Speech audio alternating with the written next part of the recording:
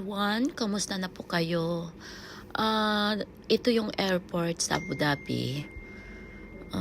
Papuntang Bahrain. Nagstay ako po ng mga 3 hours. Okay?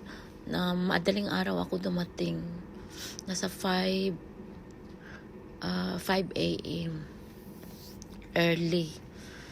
Tapos, ang flight ko pa Bahrain, 9:15 pa, kaya medyo mas matagal pa ako nagstay dito. Panoorin nyo guys. And salamat guys sa panood ng aking mga videos. Thank you for watching my channel. Thank you guys. Please subscribe. Thank you so much.